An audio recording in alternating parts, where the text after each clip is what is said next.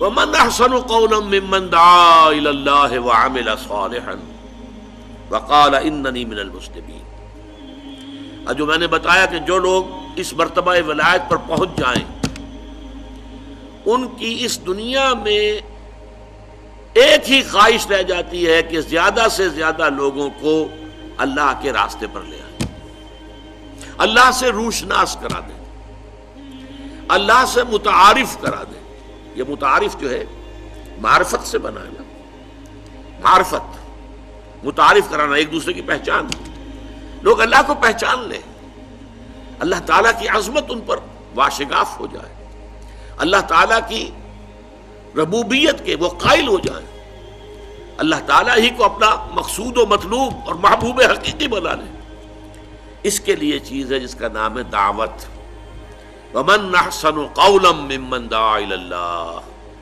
یہ قولاً یہاں تمیز کے لیے آیا ہے. بات کے اعتبار سے حسین ترین کون شخص ہے؟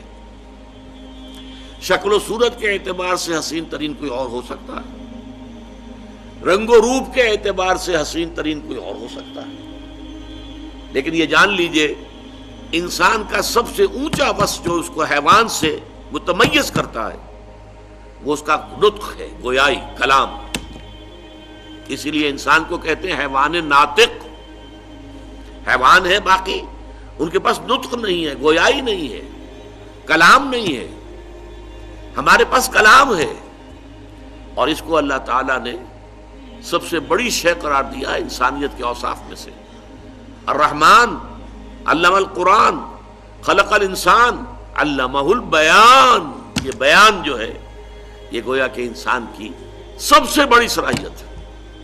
ورنہ دیکھنا ہم دیکھتے ہیں، حیوانات ہم سے زیادہ دیکھتے ہیں. شکاری پرندہ جو ہوتا ہے وہ عقاب، وہ بڑی بلندی سے زمین پر پڑی ہوئی سوئی کو دیکھتا ہے. ایسے حیوانات اور پرندے موجود ہیں جو اندھیرے میں دیکھتے ہیں. ہماری بینائی تو ختم ہو گئی، روشنی ختم ہو جائے ہماری بینائی بھی خلاص، دیکھ ہی نہیں سکتے. حیوانات میں وہ بینائی بھی ہے کہ بغیر روشنی کے دیکھتے ہیں. یہ ساری صلاحیتیں ہماری جو حیوانات کے اندر موجود ہیں، بلکہ ہم سے بہتر موجود ہیں. جسمانی طاقت شیر میں، ہاتھی میں جتنی ہے، ہم کیا شے ہیں ان کے مقابلے میں. ہاتھی کا ایک پاؤں بھی ہمارے اوپر رکھ دیا جائے تو ہمارا کچوبر نکل جائے. لیکن ایک شے جو اللہ نے ہمیں دی ہے عقل، اور ایک اسی لیے انسان کو حیوان عاقل بھی کہتے ہیں. اور دوسری شے جو دی ہے وہ نطق، گویائی. علمہ البیان، اللہ نے بیان سکھایا. اچھا، اب اس بیان کا مصرف کیا ہے؟ دیکھیے، ایک تو ہے آپس میں ہم کمیونیکیٹ کرتے ہیں، گفتگو کرتے ہیں، مجھے پانی لا دو، کھانا دے دو، یہ کر لو، وہ کر لو. اس کو چھوڑیے، یہ اصل مصرف نہیں ہے. بڑے مصارف کیا ہیں؟ آپ کو معلوم ہے دنیا کی تاریخ میں بڑے بڑے ڈکٹیٹر محض ڈیمیگوگ ہونے کی وجہ سے، بہت بڑے مقرر ہونے کی وجہ سے ڈکٹیٹر بن گئے. ہٹلر ڈیمیگوگ، بہت بڑا مقرر تھا، اوریٹر. ہمارے ہاں یہی معاملہ بھٹو صاحب نے کر کے دکھایا تھا، عوام کو کھینچ کے لے گیا اپنے ساتھ. یہ کیا ہے؟ یہ زبان کا کرشمہ تھا اس کا. اسی طریقے سے ایک وکیل بیچارہ جو ہے وہ کورٹس کے اندر دھکے کھاتا پھرتا ہے. وہ زیادہ زیادہ یہ کوئی سرٹیفائی کر دے، 5 روپے لے لے، 10 روپے لے لے، اور اسے کوئی وکیل نہیں بناتا اپنا. ایک وکیل وہ ہے جو ایک پیشی کے 5 لاکھ لیتا ہے کہ نہیں ایسے وکیل؟ وہ کیوں لیتا ہے؟ قوت بیان کی بنیاد. قانون اس نے بھی وہی پڑھا ہے، اس نے بھی وہی پڑھا ہے، قانون کی کتاب اس کے پاس بھی وہی ہے، اس کے پاس بھی وہی ہے. لیکن کسی مقدمے کو پیش کر سکنا اپنے قوت بیان کے ذریعے سے، یہ ہے کہ جس کے ذریعے سے در حقیقت اس کی ایک پیشی کی 5 لاکھ. لیکن اب ایک ہے انسان اپنی اس قوت بیان کو استعمال کر رہا ہے صرف اس کام کے لیے کہ اللہ کے بندوں کو اللہ کی طرف لے آئے. جیسے اقبال نے کہا، نغمہ کو جاؤ من کو جا، ساز سکون بہانہ ایست، سوئے قطار می کشم ناقہ بے زمام را.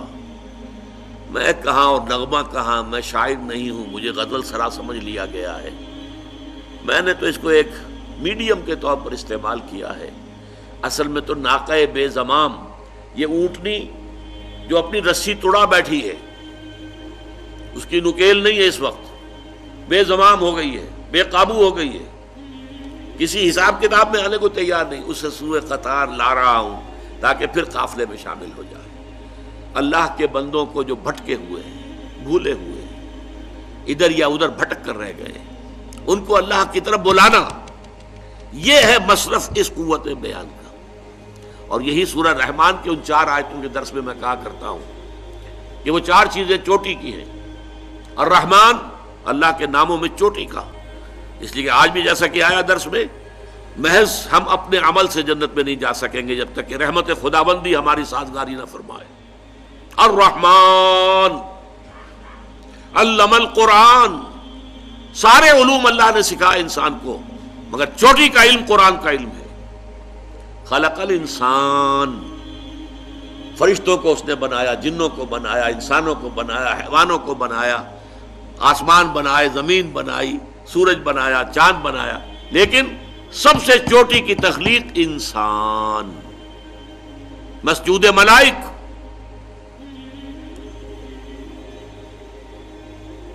اور اس انسان کو جو صلاحیت دی چوٹی کی، علمہ البیان، اس بیان کا، اس صلاحیت، چوٹی کی صلاحیت کا استعمال ہونا چاہیے چوٹی کے کام کے لیے، اور وہ چوٹی کی چیز قرآن ہے۔ اسی لیے حضور نے فرمایا، دیکھیے اسی ردیف قافیے میں بات آ رہی ہے، خیرکم من تعلم القرآن وعلمہ، اور یہ کس سے ہے؟ عن عثمان ابن عفان، حضرت عثمان ابن عفان رضی اللہ تعالیٰ عنہ سے روایت۔ اور وہ کیا ہے؟ حضور نے فرمایا تم میں سے بہترین لوگ وہ ہیں جو قرآن سیکھے اور سکھائیں، پڑھے اور پڑھائیں۔ یہ ہے نطق انسانی کا بہترین مصرف۔